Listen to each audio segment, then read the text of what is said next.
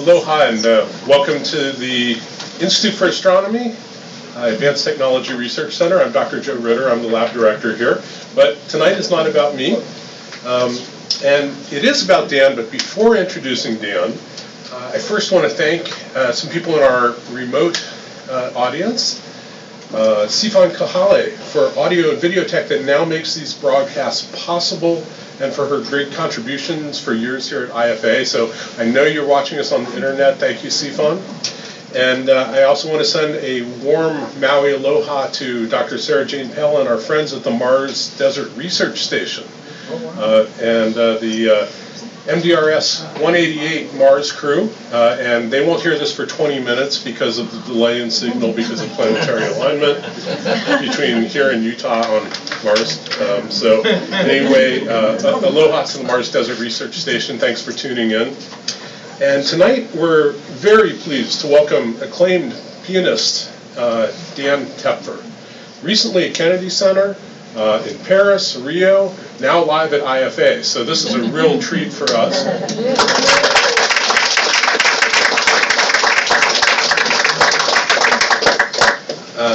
So Dan, bringing together his undergraduate studies in astrophysics with his passion for music, Dan's currently working on integrating computer-driven algorithms with his improvisational approach, and so he's going to do this great thing on planetary music. A little background on just how lucky we are. Dan's performed with some of the leading lights in jazz, and a few of his awards include first prize and audience prize at the Montreux Jazz Festival, solo piano competition, and first prize at the East Coast Jazz Festival competition, Cole Porter Fellowship from the American Pianists Association. Dan's a recipient of the Charles Ives Fellowship from the American Academy of Arts and Letters. And tomorrow, and we're going to go buy tickets for this, Dan's playing at the MAC, except you have to pay for that. We get Dan and his cool science music tonight free, thanks to IFA.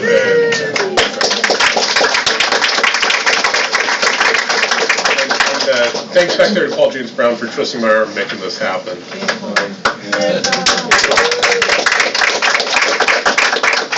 Tonight, Dan will delve into the music that arises when the orbits of planets around their host stars are turned into sound. So part musical performance, part lecture. This is sort of a 21st century update on the music of the spheres. Dan's talk is called Listening to Planetary Orbits, Finding Music in the Solar System and Beyond. So let's welcome Dan Tepfer.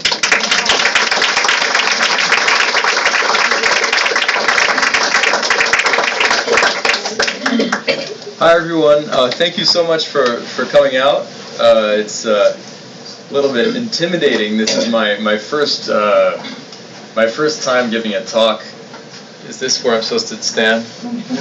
My first time giving a talk about this subject, and actually my first time giving a talk about anything really astrophysics related since I was an undergraduate student in astrophysics, which was I graduated in 2003, so that's a long time ago.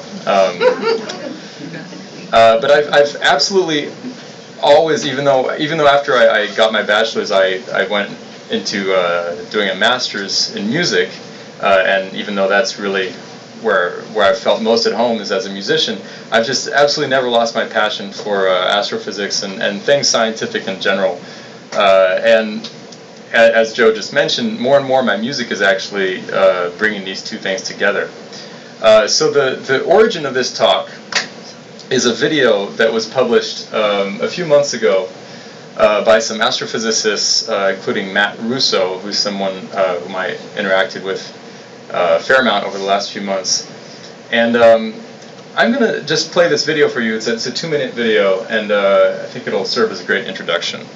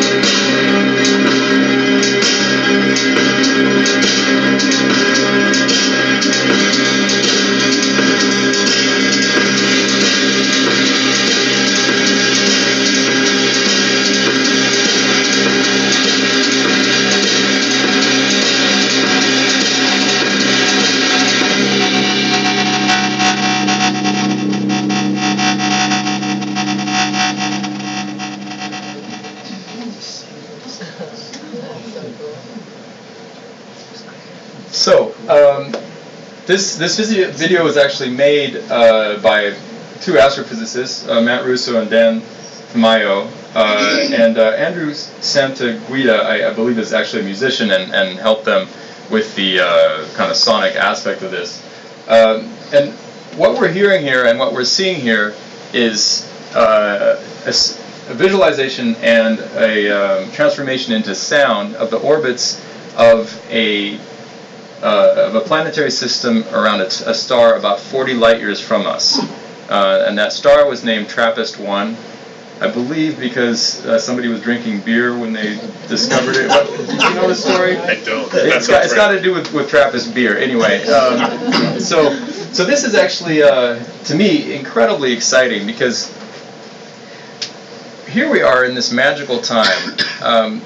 People have been thinking about what they've called the music of the spheres for thousands of years. Literally, the ancient Greeks were very interested in this idea that what goes on outside of our planet, the orbits of other planets around the sun, influences life on Earth. And they had a whole theory about how if the orbits of the other planets are more harmonious, then life on Earth is more harmonious. And if they're less harmonious, then life on Earth is less harmonious. That's essentially the basis of the music of the spheres. But the ancient Greeks had no data. Right? They had virtually no data. They certainly had a relatively poor understanding of how the solar system really works. And they certainly wouldn't be able to say exactly the relationship between the orbit of Jupiter, say, and the orbit of Saturn. They would be able to kind of guess at it. It was this kind of relatively murky idea.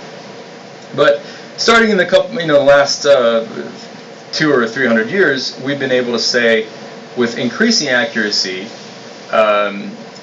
what the orbits of the stars in the solar system are, the planets in the solar system are.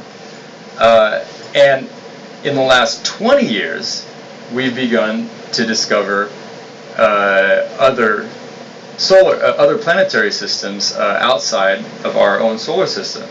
And suddenly, we're able to say, well, here's how harmonious our own solar system is, or dissonant.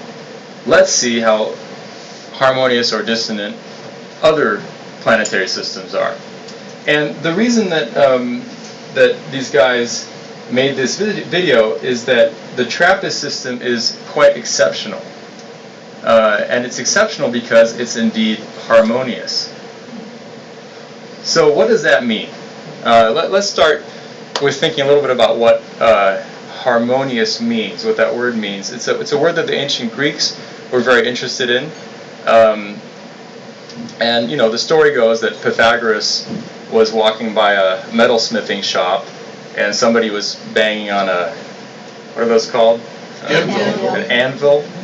And he noticed that if someone was banging on a bigger anvil or a smaller anvil, it made different pitches, and he was able to determine that there was a certain relationship between the sizes of these anvils and the tone that they made, and was able to determine whether that was going to be harmonious or not. Of course, that story is total, what's the nice way of saying that?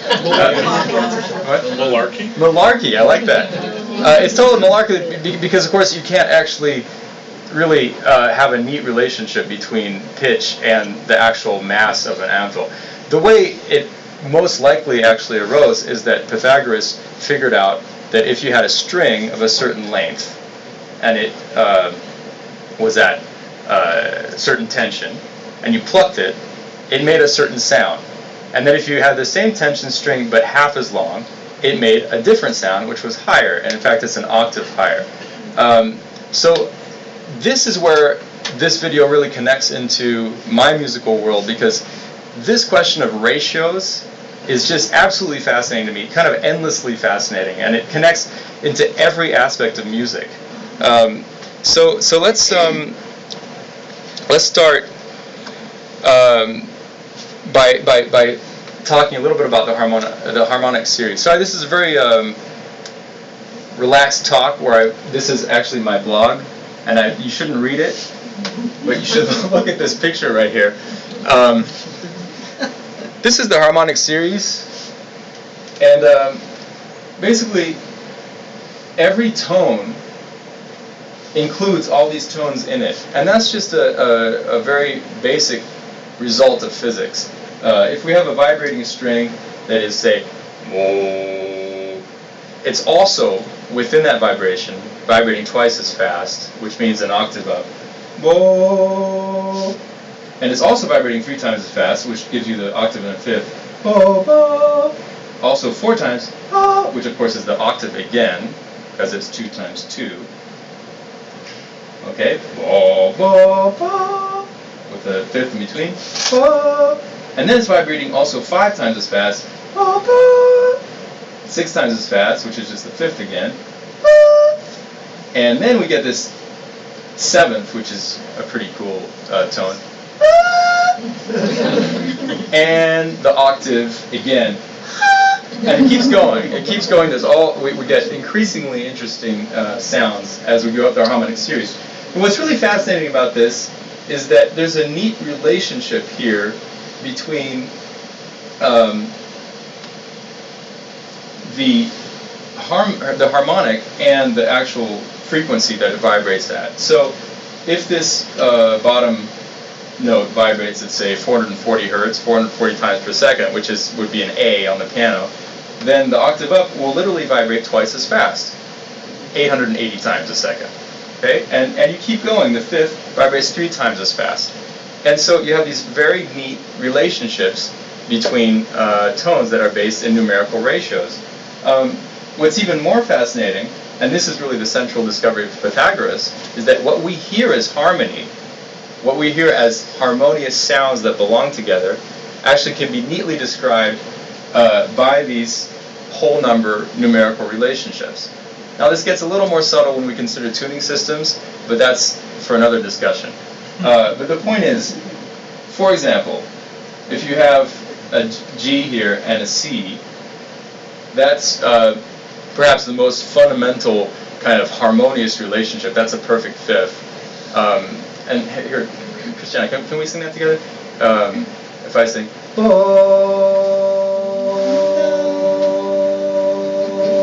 little louder.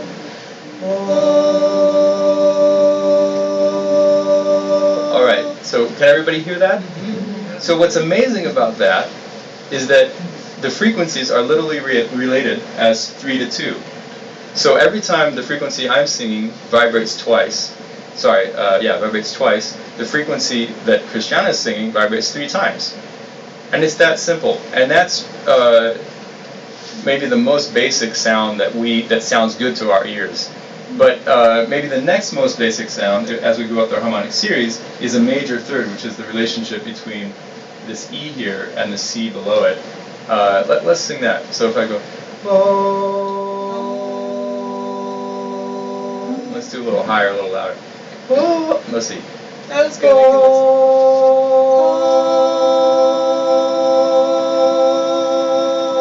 Can everybody hear that? That's a major third. Basic building block of harmony in music. That's a relationship of 5 to 4, which literally means that in the time that the frequency that the note I was singing vibrates 4 times, the note Christiana is singing vibrates 5 times. Now, what's really interesting about music is that ratios not only play out at this vertical level, which is of 2 tones simultaneously vibrating, they also play out at the horizontal level of rhythm. Okay, so if I do this, my right hand is snapping twice in the time that my left hand snaps 3 times, right? 1, 2, 1, 2, 3, 1, 2, 1, 2, 3, right? That's a perfect fifth. That's this interval right here. And what's really interesting is that we as humans have this capability of hearing these ratios in two completely different ways. We can hear them as rhythm, or as we just demonstrated, we can hear them as pitch. And I'm going to show you something that hopefully will blow your mind.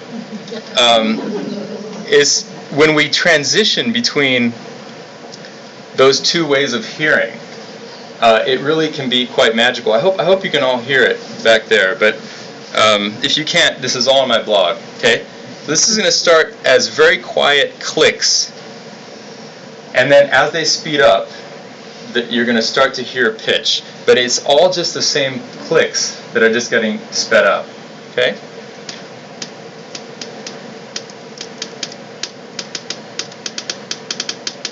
So I'm just going to stop it there for a second. That's the rhythm I was just snapping. 2 to 3. Okay? This is 2 to 3.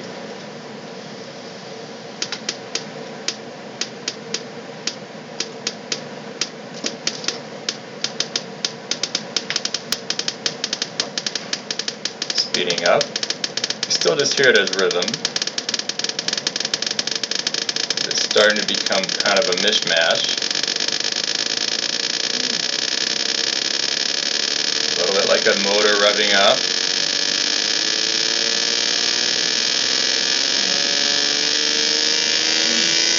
And now there's pitch.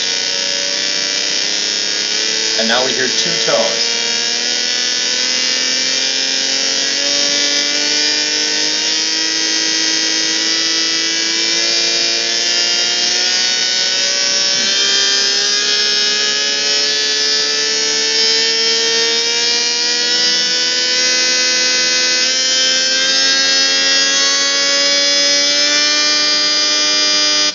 Okay, it ended up on bo-be, bo-be. Those two tones happening simultaneously, that's a perfect fifth. Yeah. And that's exactly the same as that rhythm we heard at the beginning. So music is made up of ratios at two drastically different time scales. A relationship of, about 100 times different in terms of the time scales.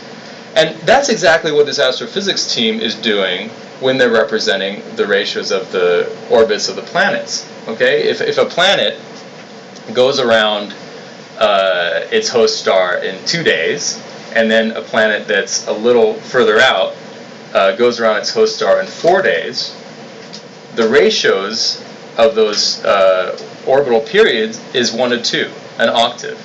And so we can just listen to that, right? As music, we can hear an octave. Because the beautiful thing about these musical intervals is that it doesn't depend on the speed at which we're doing it. Whether I do this or I sing bo-be, which is hundreds of times faster, we're still hearing that 3 to 2 ratio. What we're hearing is ratio, and when we're looking at these planetary systems, we're seeing ratios playing out at really different kind of time scales. But at the same time, it's the same ratio, so we can experience them in these, we can translate them between these different time scales. And I find that absolutely fascinating, and I think, as these guys obviously also believe, there's something to be learned here about the consonance and the dissonance of the system. So let's go a little bit further. A major third is 5 to 4. That's a rhythm I really love. It goes like this.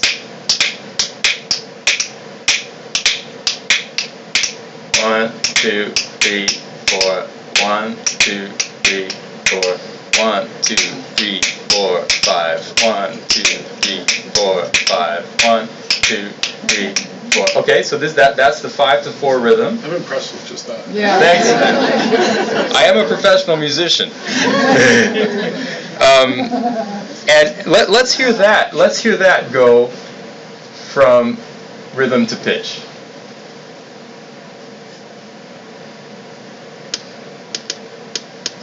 Ba-dum, da, du-ga, du-ga, du-ga-dum.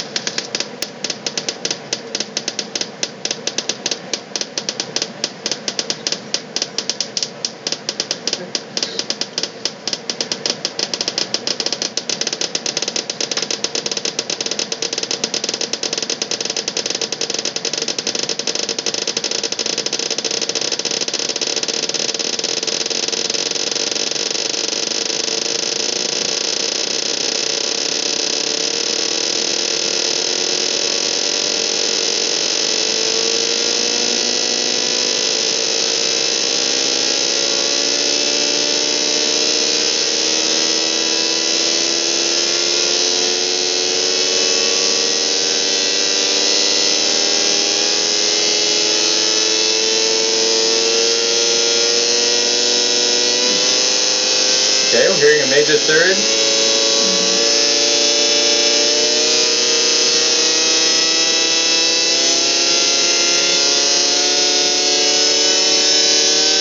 Okay, was that clear to everyone? It ended up about Maui, Maui, those two tones simultaneously. So this is really cool because we're transitioning from a kind of event-based listening, where we're actually hearing different events, to a frequency-based listening where these microscopic hairs in our inner ear, not our inner ear, our cochlea, are vibrating in resonance with the sounds coming in, and those hairs are communicating to our brain, hey, there's a sound at such and such a frequency happening right now.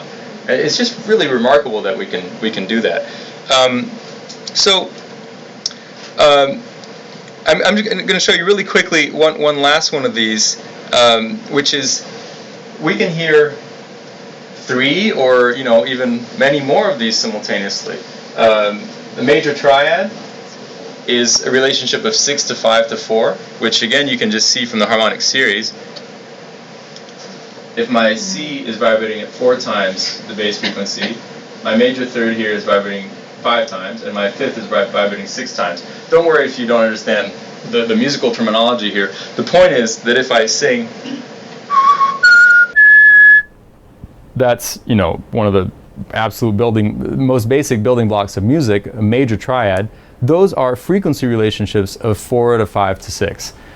And what's really remarkable is that we are able to track that as rhythm and pitch. I mean, it's so complex if you think about it. We're going to be hearing some very complex information here, and we're going to be doing it pretty much effortlessly. Okay, so here's the basic rhythm, and it's going to turn to pitch.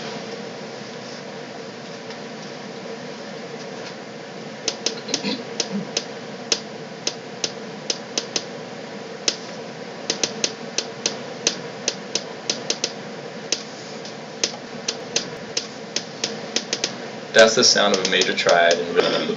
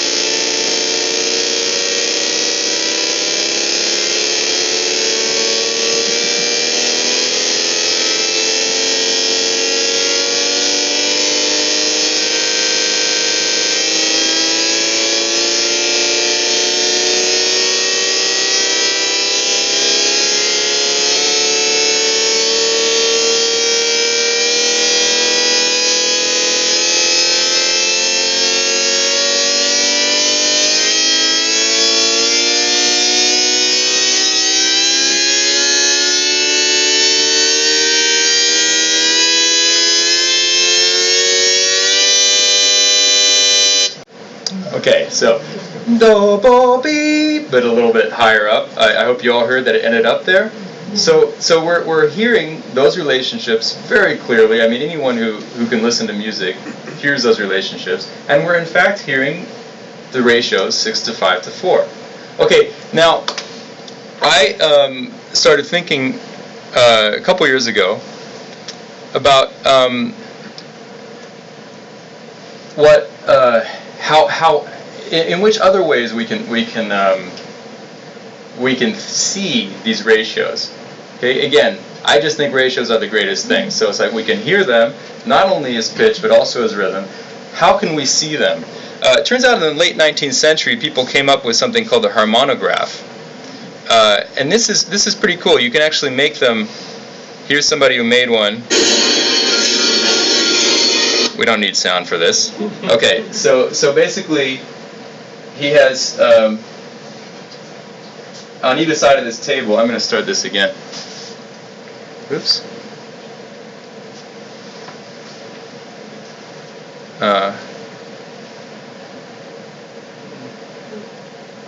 There you go. You can see here, on either side of the table, he has these pendulums with weights at the bottom, and one of them is controlling the pen's movement in this direction, another one's controlling its movement in that direction. Okay, so it's kind of an X and Y control of where this pen is, and the relationship between the X and Y in this drawing is given by the relationship of the weights at the end of each pendulum. Well, not the weights, but how high they are. Yeah, the length of each pendulum. So these can slide up and down, and that will give that'll create this picture, which is actually a drawing of the relationship of these lengths of the pendulum. Anyway, I'm not explaining that particularly well, but hopefully you understand that in the late 19th century, people figured out how to make drawings of ratios, okay, in 2 dimensions. So, so a couple years ago, I made I wrote a program that does this in the computer. So let's start with something very simple, something in 2 dimensions, 4 to 5. Okay. So this is 4 to 5. This is a major third. Okay, it's actually stretched out right now, but that's irrelevant. This is a major third, 4 to 5. The other interval we looked at, which was 3 to 2, that's like this. This is a perfect fifth. That's bo be. And actually, we can hear it. Bo be. That's what we're hearing right now. That's what we're seeing. And if I do the major third, bo be. That's the major third. Okay. But what happens when we go from here to 3 dimensions, when we add a third tone? Then it gets really interesting. Here is a major triad. Bo, be, be, bo, bo. That's a major triad. Minor triad, which is the other basic building block of harmony, Western harmony. Bo.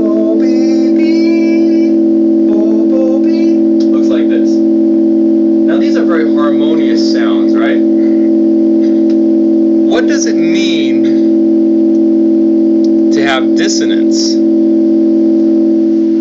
Because these are very consonant. They're not very dissonant. Well, let me start putting this out of tune.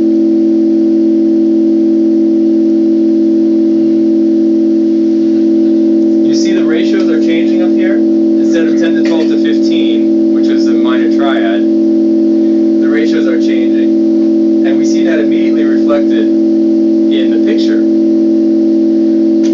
And soon enough, we're going to start hearing it in the sound as well. Did you hear that beating?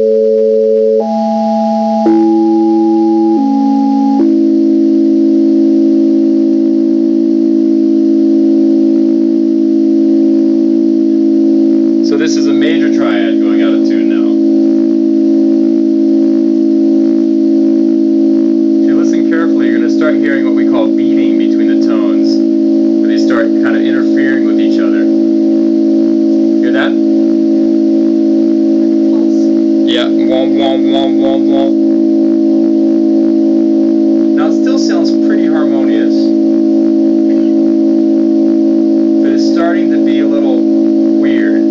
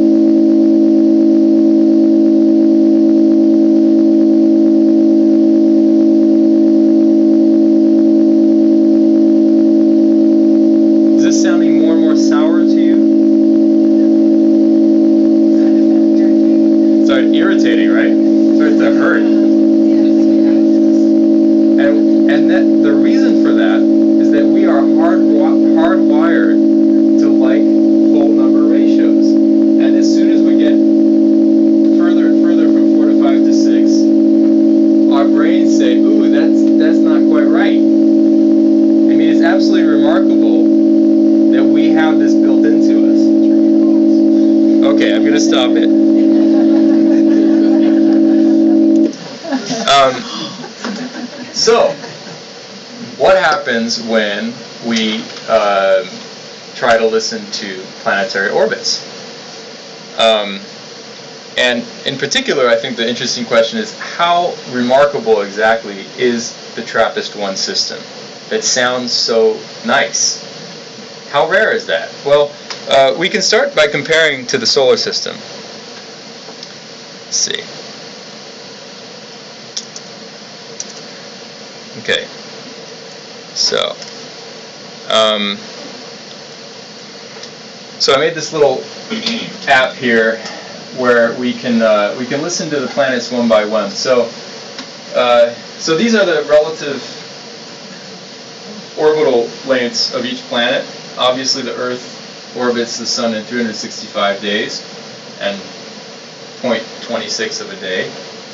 Mars is about twice as much. So it's actually a little bit less than twice as much, but in the ballpark of twice as much. So what is that going to be when two things are related in a relationship of 1 to 2? Octave. An octave. All right, so let's check that out. Here's Earth.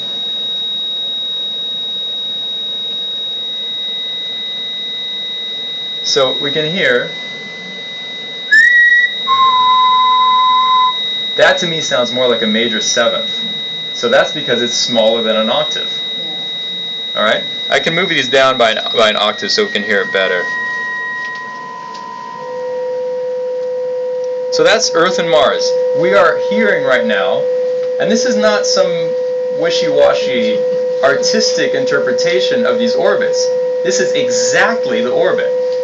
There's nothing, there's no difference between what we're hearing right now and literally what's happening out there in terms of the relationship of these of the orbits of these two planets. This is the sound of Mars and Earth. Let's add Venus into the mix. Oh, and by the way, I'm moving these up and down by octaves because in harmony, in music, when we move things by an octave, it doesn't really change the underlying harmonic relationship. So the point is, if I go bo bo, or I go bo be, or I go bo be, those are the same harmonies, just what we call octave displacement in music. And octave displacement is a very useful way to be able to hear how sounds relate to each other when they're very far apart. So here's Mars and Earth again.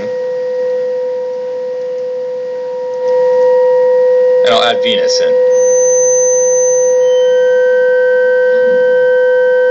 Mars and Earth and Venus. And here's Mercury.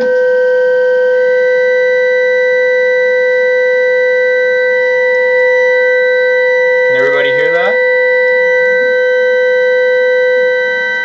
Now, I'm doing the inner planets separately from the outer planets for a reason.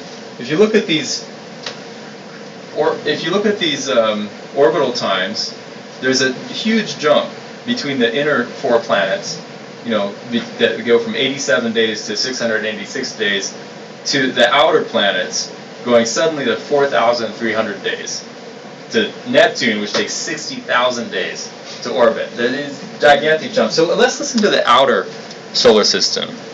Here's Jupiter. I'm going to move it up by an octave. I'm going to move all these up by an octave. There's Saturn. That is an incredibly harmonious relationship. This is exactly what the ancient Greeks would have loved to know, that the relationship between these 2 planets is so harmonious. That's an octave and a major third. Here's Uranus, suddenly putting a fair amount of dissonance in there. Let's move all of these up by a couple octaves. Okay, now you get a good feel for the sound of Uranus, Saturn, and Jupiter. And here's Neptune, which is going to be a very low sound. Somebody said that's beautiful, and I completely agree. I think the outer planets have an absolutely beautiful sonority. And they're actually quite a bit nicer than the inner planets. Did you notice that? Let's listen to the inner planets again.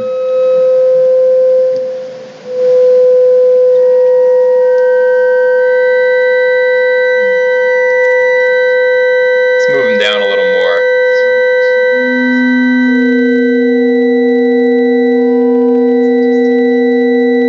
Now, to me, yeah, this is eerie, right? Something that belongs in a horror film score or something. Whereas the outer planets have something very reassuring to them, right? And this actually tells us something about the resonance of these orbital systems. Now, the interesting thing about the solar system is the planets are so far apart that obviously they do interact a lot. But they're really far apart enough that they can have these dissonant relationships and still be stable. Now, when you look at a system like the TRAPPIST system, it has, as far as we know, it has 7 planets, and they are extremely close together. I mean, it's really kind of mind-blowing how short these orbits are. The closest one orbits in 1.5 days, the second one in 2.4, all the way to 18 days. So it's completely different from our solar system. They're incredibly close to their host star, and they're also incredibly close to each other. And let's just listen to it for a second. You already heard it at the beginning here, but let's listen to it again. That's the closest one.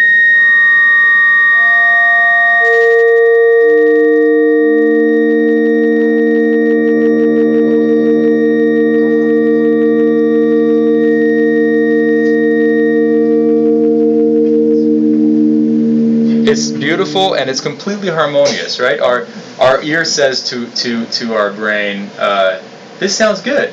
This is resonant. This is harmonious, right? And there's actually, of course, this is completely outside of my field of expertise, but there's apparently a very good reason why this is so harmonious. Is that these planets are so close together that if they were not in a resonant relationship with each other, the system would literally fall apart. Is that about right? Yeah, it's a gravitational resonance. Gravitational resonance. So we have these systems where each part is interacting with each other part so strongly that it just settles into a place of resonance. So this faculty that we have to hear harmony is, or to put it another way, this faculty that we have of recognizing when things are resonant is something that exists deeply in nature, which shouldn't surprise us, right? I mean, all these things are distinctly connected. I want to go to another system now, which is closer to home, the moons of Jupiter.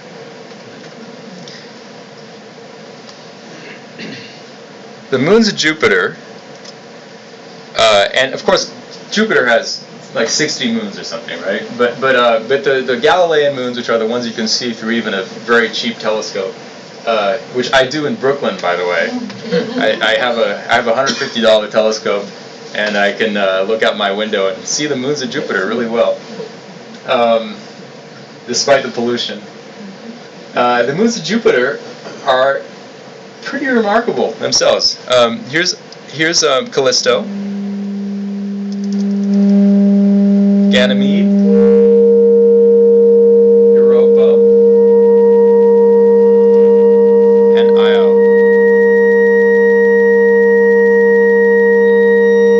If I take out Callisto, that is about the nearest, about the most perfect resonant relationship you could possibly have. Let's hear this again.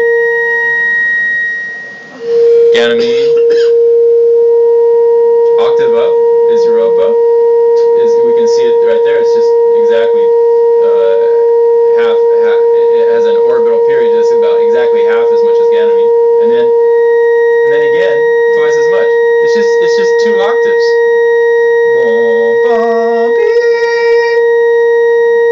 And then we had Callisto, which adds something really interesting, and this is something that tells us something about music too, which is that when we have too much resonance, when we just have octaves on top of each other, it's actually not all that interesting. We want a little color, we want a little complexity, and I think the moons of Jupiter are a great example of that. Okay, so I'm going to finish. Unfortunately, I don't have a piano here, but I wanted to try to play for you a little bit. Play for you the Trappist system.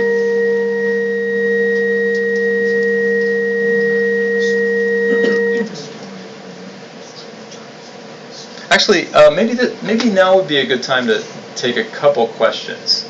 Yeah. What did you mean by Western harmonics? Oh, great question. What do I mean by Western harmony? So,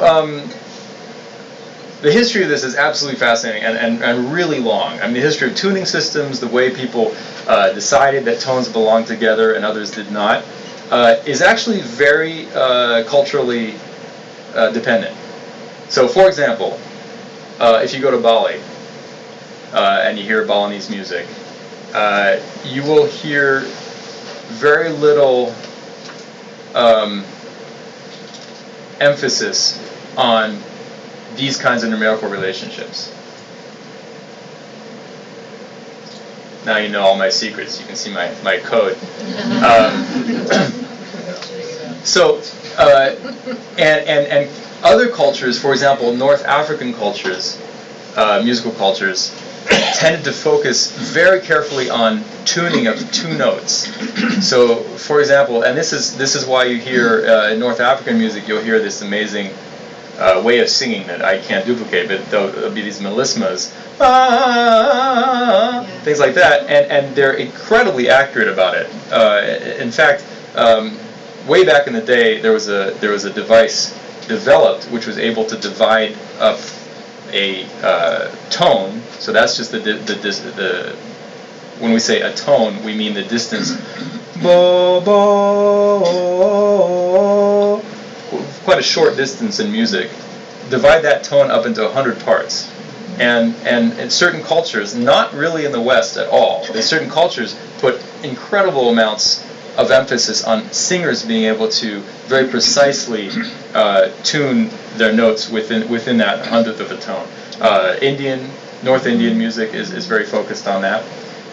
In the West, in Europe, over the course of basically 20 centuries, and maybe even a little more if you go back into the ancient Greeks, people decided they were willing to focus a little bit less on that and focus more on how more tones fit together. And that is actually the remarkable contribution that European music has given the world. Because in terms of rhythm, for example, European music isn't all that interesting, really, compared to African music or North Indian music, which are far more advanced. And then, in terms of timbre, there are other cultures that developed incredible instruments, like Balinese music, that have these very complex timbres. But Europe developed harmony in a way that's really pretty remarkable, based on these numerical ratios. And it's now taken over the world. I mean, I gave a concert in the Congo a few months ago, and I heard incredible music there. And it's just, it's every aspect of European harmony has obviously been used and taken into the culture there. So does that answer your question? Yeah. Uh-huh. I have a few questions. At what point do you think that vibration and mass becomes sound or music? Because I had a Did challenging... you say mass or math? Mass. Like mass and vibration of mass. Okay. First of all, if some of the theories about the universe be composed of strings, well, certainly in relation to music and vibration and mass moving along the vibrational waves, at what point does sound become not dependent on air or oxygen? Because sound in space must be incredible. And it must be only a respite in between incredible sound, if indeed space is a vacuum and you can't hear anything. Or is that only the human ear that can't hear it? Well, I think, when we say music, when we say sound, generally speaking, at a prosaic level, we're talking about vibrating air, and we're talking about our human ears hearing it, right? But I think if there's one point to what I'm talking about today, is that the same underlying components that make music sound good to us, these ratios, are in fact present at the largest scales in the universe. So I think it'd be very easy to say that music, or at least harmony, which is the building block of music as we hear it, is present at every scale and throughout the universe. I would think so. Yeah. And then one last thing, have you ever analyzed the tones of the double helix, the DNA? I haven't. No, I don't know if anyone has. That would be really interesting to check out. Why don't you do that? Yeah. And put it on your blog. We'll take a look at Okay. Yeah. Thanks for the idea. I have a question. I'm not sure I'm going to formulate it properly. I have it in here, but I'm wondering, the moving, like the three-dimensional sound diagram of the frequencies, is there any way to get that into like a 360-degree mathematical calculation where you could separate if something is at a 60-degree angle of harmony or 90-degree angle? I mean, it would be some kind of mathematical computation, but I'm wondering if the two systems, if you know of any way that those two systems could go together. What systems? Well, just taking the diagrams that we saw. Yeah. I'm an astrologer. I know I'm going to...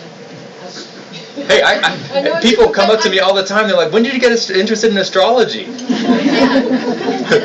thinking in terms of the aspects of astrology, which are mathematical calculations, and some of them are considered harmonious, and some of them are considered dissonant. And so I was listening when we were playing the different planets that I know astrology symbolically would go together. I don't know, I'm just fascinated by the idea of what you're presenting and how it would relate and go with the diagrams? The aspects, the angles. Well, I just want to make something really clear here, in case it wasn't clear already. Those images that I was showing, the rotating three-dimensional structures, those are direct representations of the sounds. There's no interpretation element there. I know, I understand that. I was just wondering if that in itself could be further calculated into a 360-degree simple calculation. I don't know what that means. Okay. That's okay. Okay, well, thanks. Yeah. The program you were talking about, is that available for others to use? Which program? The one that shows visually? Oh, well, not yet. I actually, this is a whole other thing. I've been 3D printing those shapes and making earrings out of them. And it's been on my to-do list for a while to like write that out in a blog post and then have the earrings for sale. I have a few here today. If you would like a pair, they're very pretty.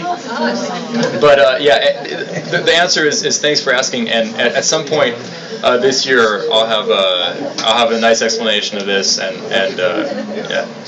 Because the sound that comes out of a saxophone is compared to a piano, is compared to a horn. Do they all interact with each other in the same way? Because when you hear a person playing the piano, you don't very often hear the harp being resonant, or is it we can't hear it? That's a wonderful question. Love it. What you're getting at is what makes different instruments have different sounds, and we would call that timbre.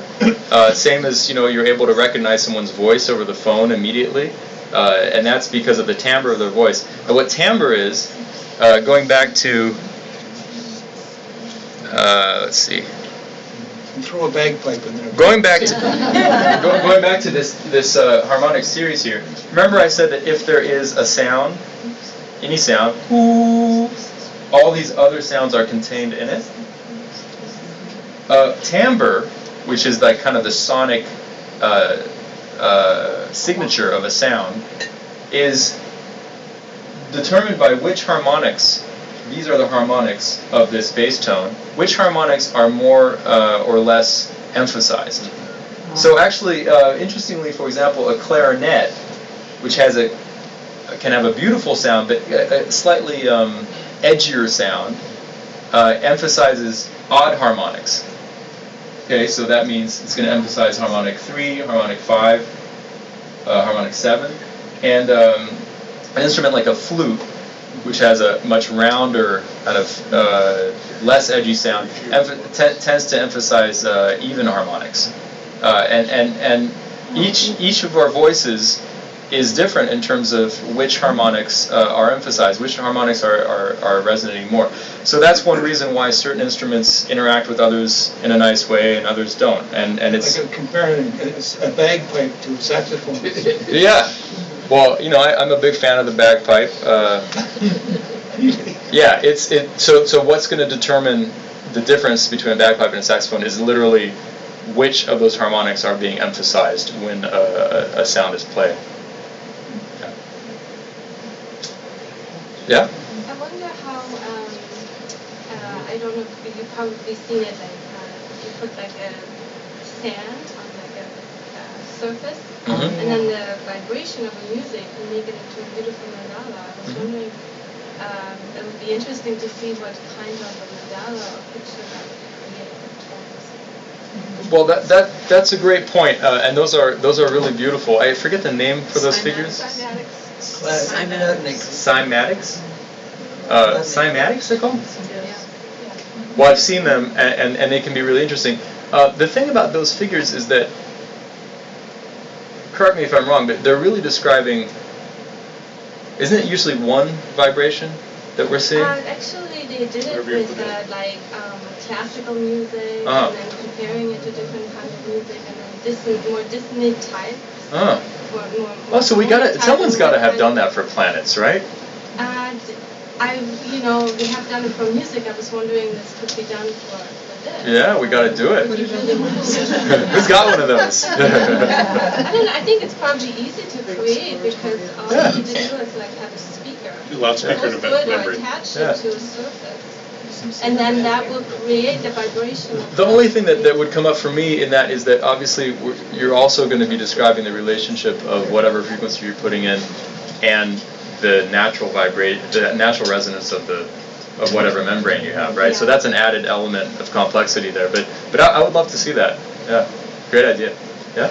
Do you know anything about the animal world with sounds, like baby penguins can find their mothers, like different sounds and things? The question is, do I know anything about the animal world and sounds? Very, very little. Probably about as much as you do. Or maybe you know a lot more than I do. I don't know. But I really can't say anything about that. Yeah. They associate with rhythm, like if you're calling dogs, one blaster, boom, boop, boop, boop, boop, boop, boop. The dog will do one thing or the other depending on what he's hearing through a whistle that you're blowing as you're training your dog. The dog can't get different tones, but they can get different rhythms that they hear out there. Huh. I didn't know that. Fascinating. Oh, actually, one thing I wanted to point out, because this is my first time speaking for an audience of people who, are some legitimate astrophysicists here. I think there's one... Or illegitimate astrophysicists. One thing that I found absolutely fascinating when I was digging into this stuff, you know how when we have a solar eclipse, the moon fits exactly in front of the sun? And this is one of those wonderful coincidences, we have to call it a coincidence, about being on this earth. Well, there's another kind of a cool coincidence, which is that our range of hearing, which goes, depending on how old you are, but, basically from maybe about 20 hertz, 20 times a second vibrations, all the way up to like 20,000. Although for me it's more like 17,000 and going down quickly. That range of hearing is exactly the range you need to hear all the planets in the solar system. So if you put Neptune, our solar system, yeah.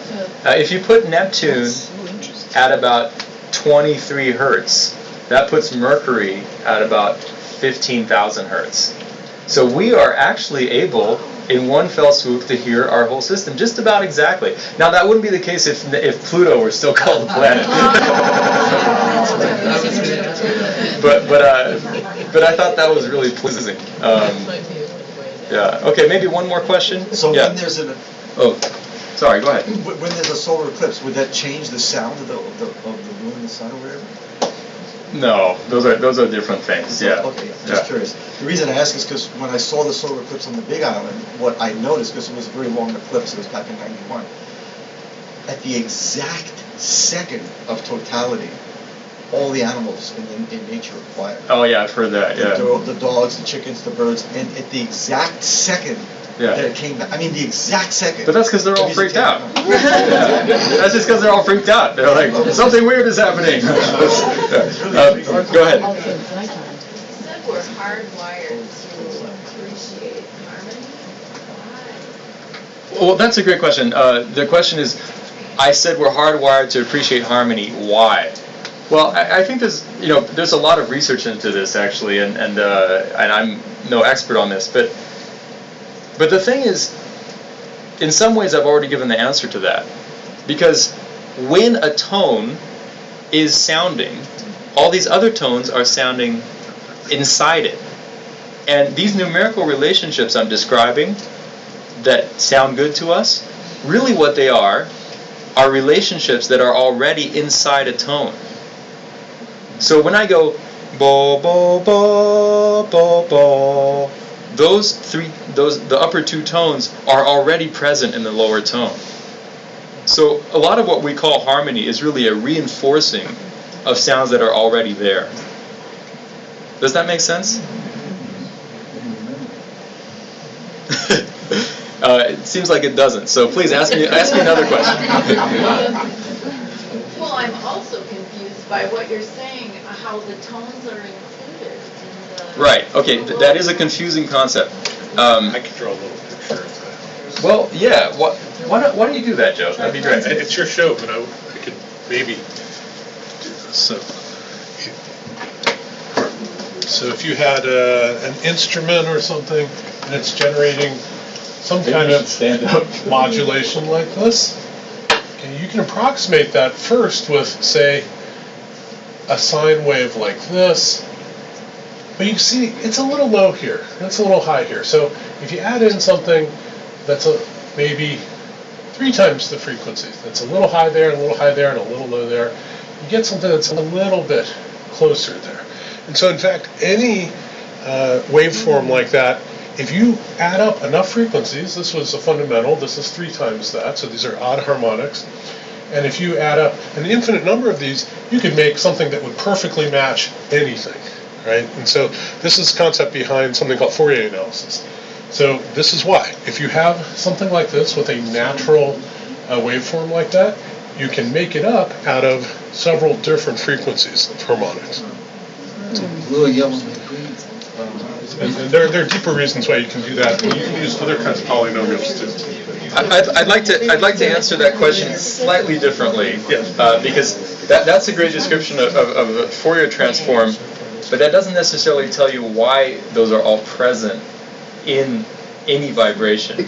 So the reason why they're present in any vibration is if you have a string, okay, that's that length, and say it's vibrating like this, okay, so it's wobbling back and forth like that, right?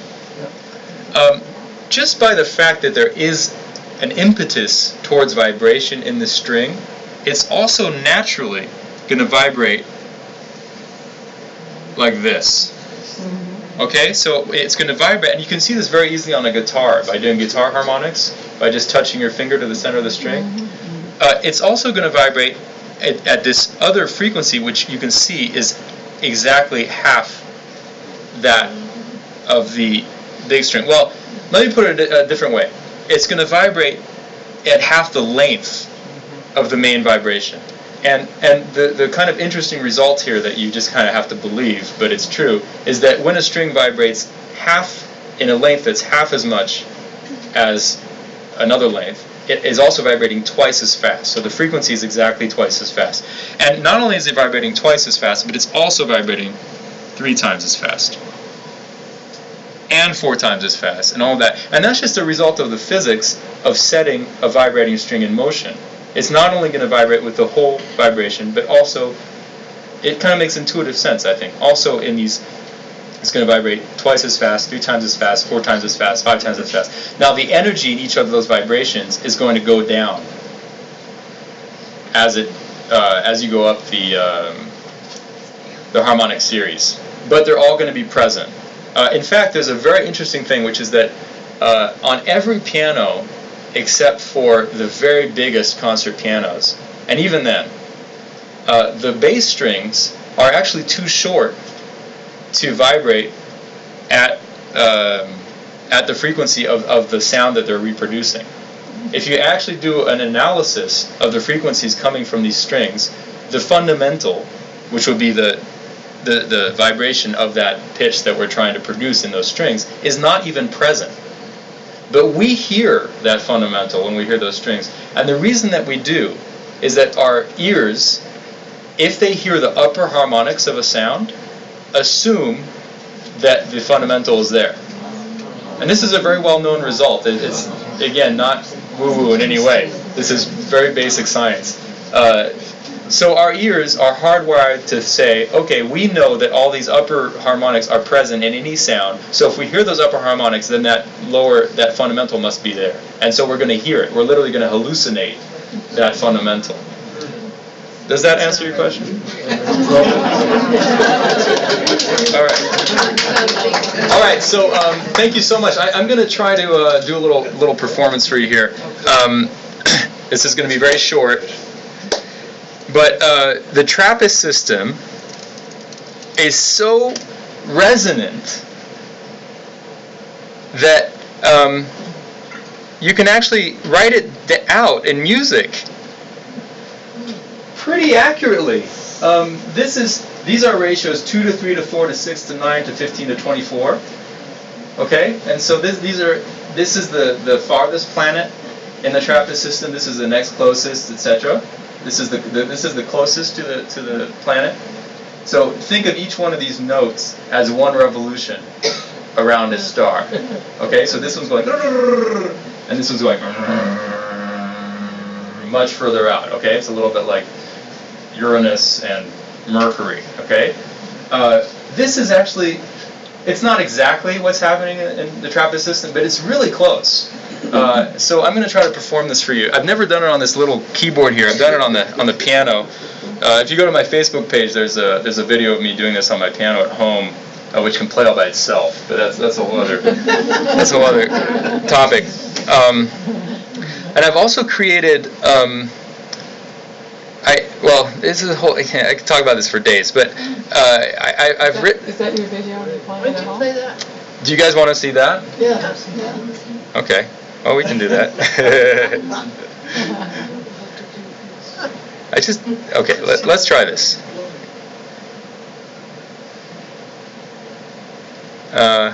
No, I want to perform. That'll be more fun.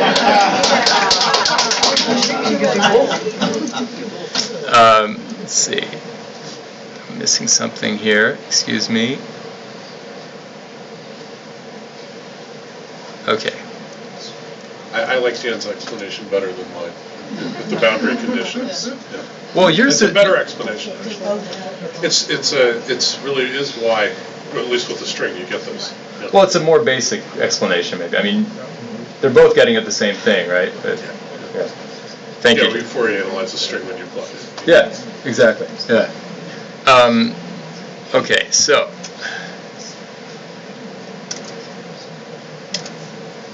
So I've been writing programs that visualize music as it's being played.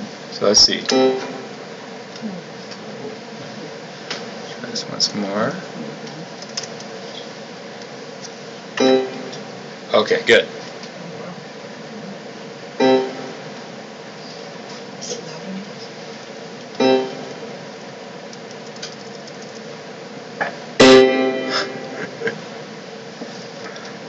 Okay, so the problem is you can't see the notation as I'm doing this, but I can see it. I have it here on my iPad, and I'm going to try to perform this now. Okay, so let's see. The bottom one goes like this. Oops, let's try that again.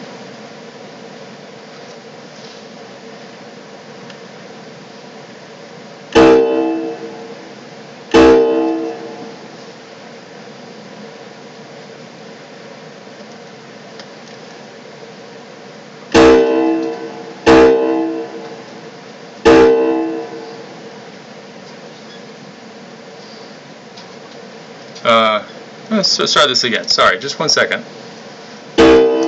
Maybe I should have just played that video after all,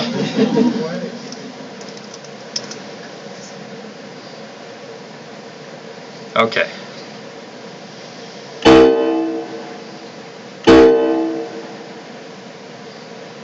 Oh, I know what's going on. Okay. We Here have we go. technical difficulties in these laboratories every day, so this is normal.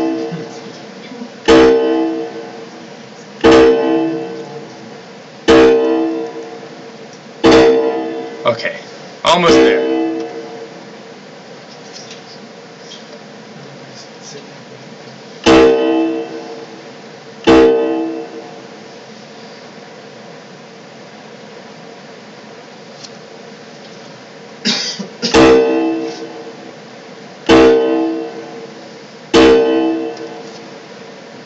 Okay, so that's our that's the furthest planet from TRAPPIST-1, from the star TRAPPIST-1, and now the next closest goes like this.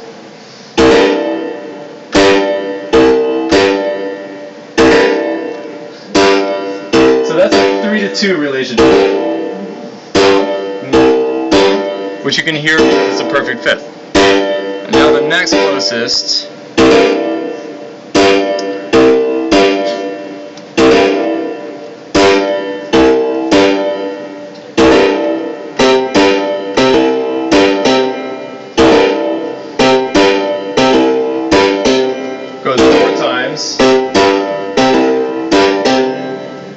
And the next closest goes 6 times.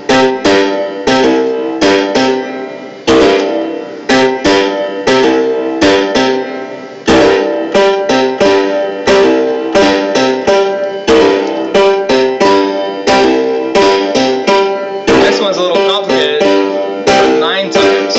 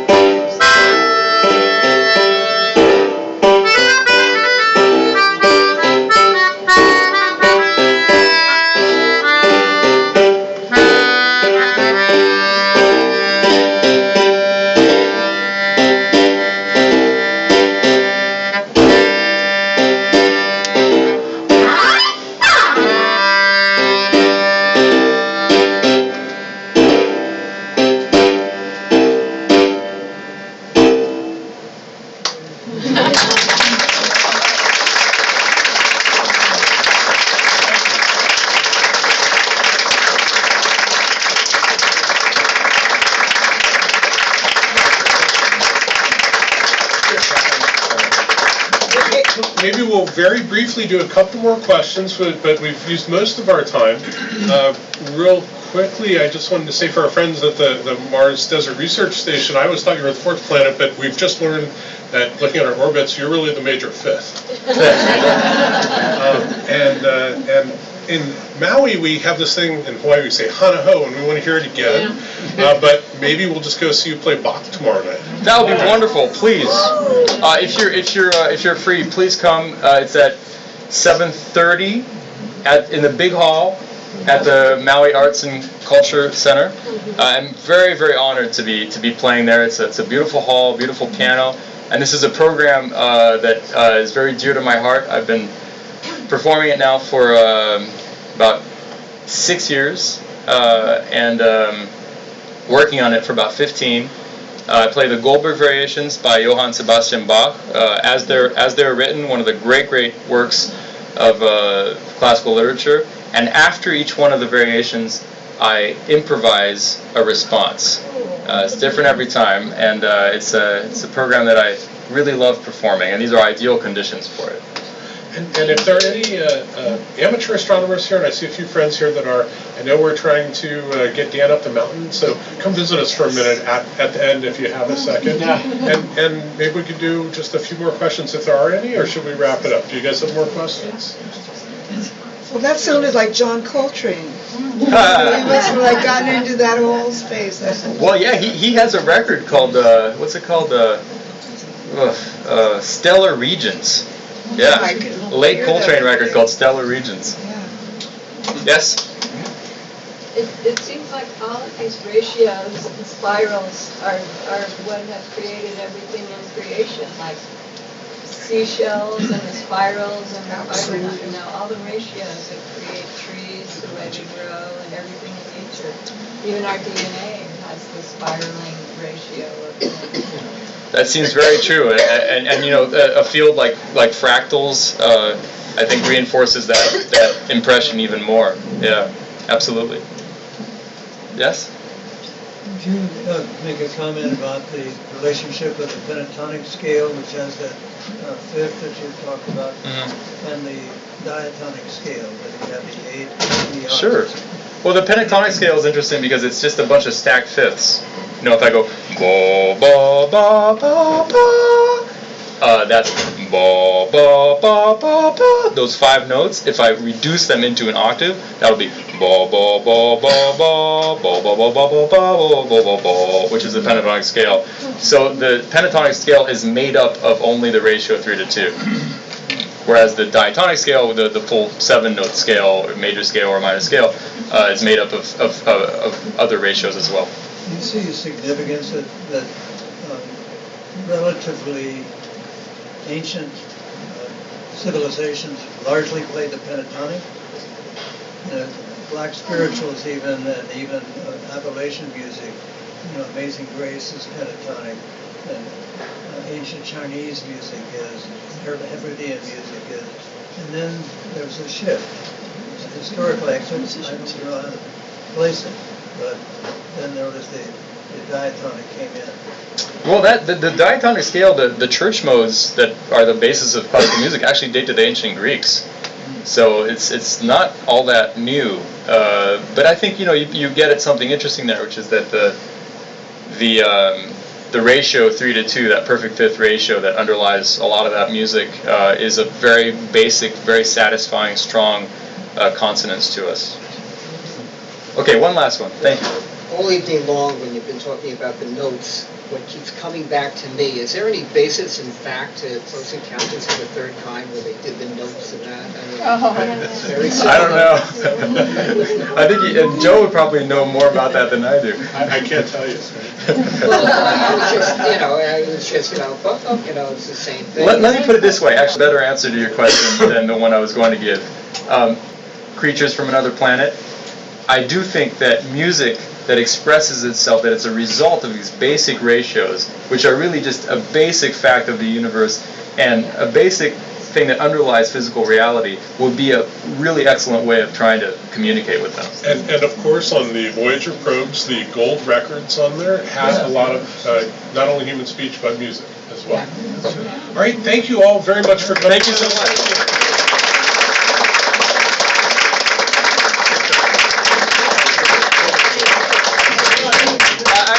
I want to say a big thank you to Joe and to Paul for making this happen. Thank you so much.